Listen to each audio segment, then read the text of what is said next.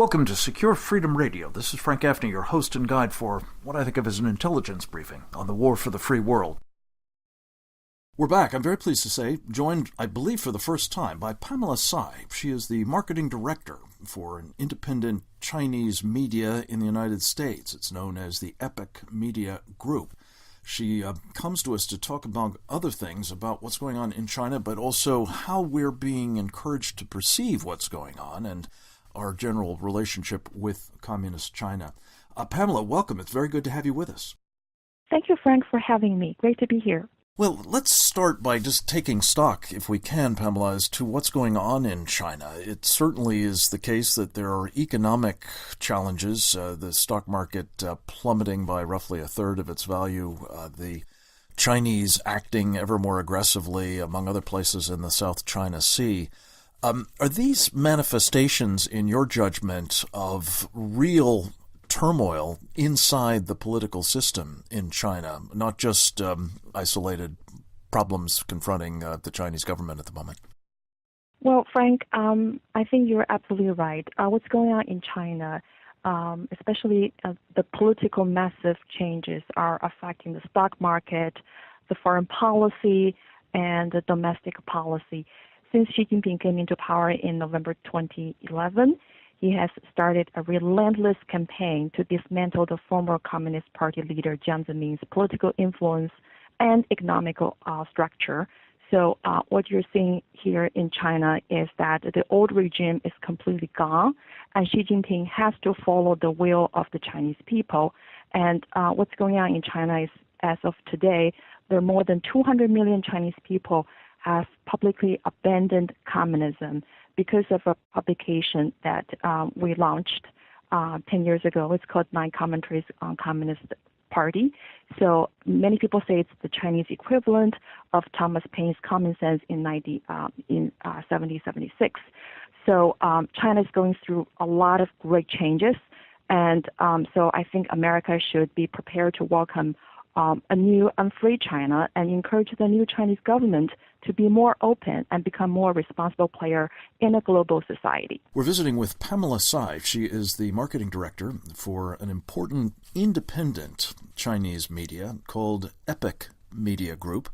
I believe it is fair to say it is associated with a very important dissident movement within China, the Falun Gong. And Pamela, it's clearly the case from what you've described that there are opportunities, it would seem, for real change in China if 200 million people are demonstrating their opposition to the regime. That's kind of a problem. But how is the Chinese government dealing with these political difficulties, particularly in terms of its campaign to influence how foreign audiences, notably ours, perceive China and what's going on there at the moment?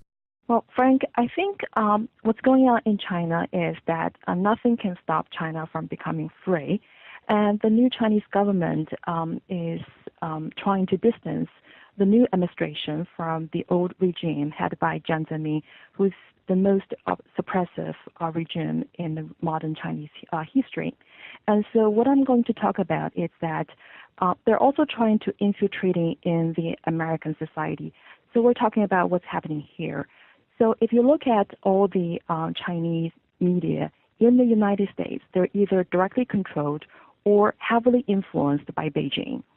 So, and many people here are not speaking Chinese and not consuming Chinese media, so they couldn't tell the difference.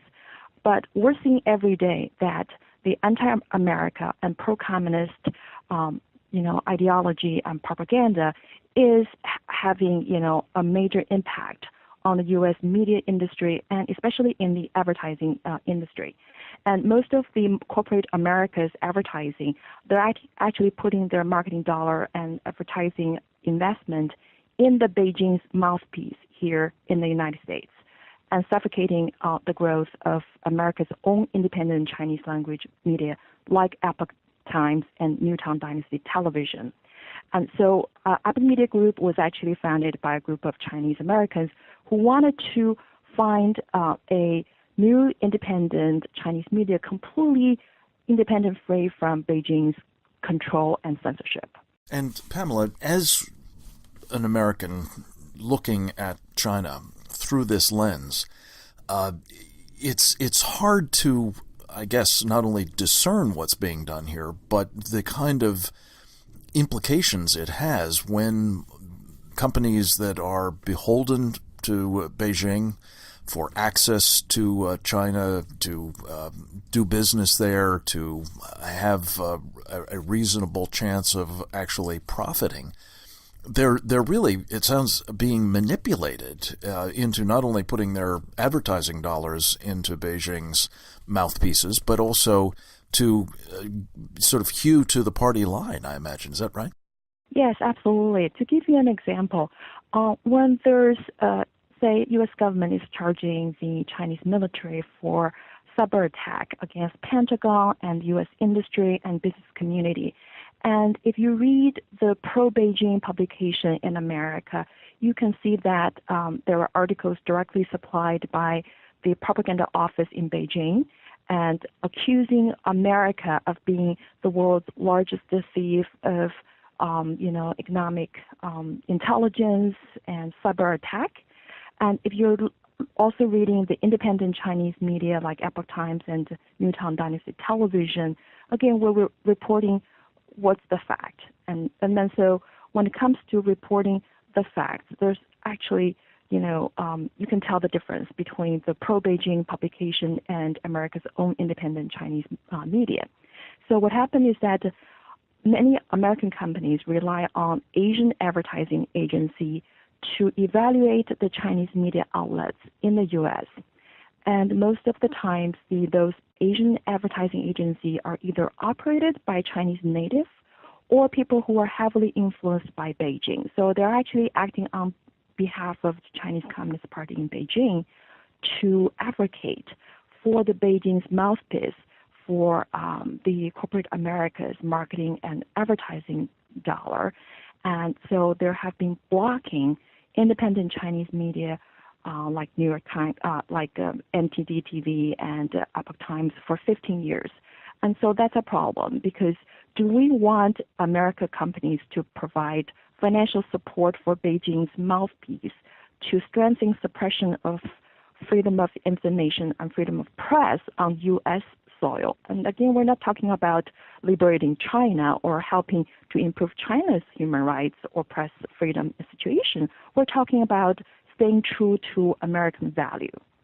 And I guess one of the things that most of us don't really understand, but I'm sure you do, given your experience with communism in China, is the importance to the regime of the kind of legitimacy that it garners from these sorts of influence operations, their ability to manipulate our perceptions, to actually have an impact perhaps on American policy, whereas we might be supporting opposition elements like those you're associated with in pursuit of a free China. Instead, we are, I guess the technical term for it is kowtowing to Beijing and helping to prop up this regime.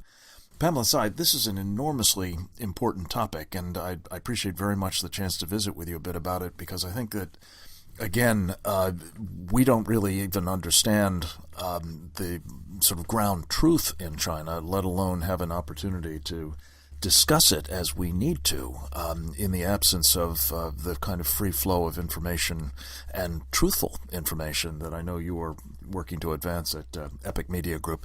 Thank you so much for what you're doing and for taking a little bit of time to talk with us about it. We'll look forward to continuing this conversation with you in the future.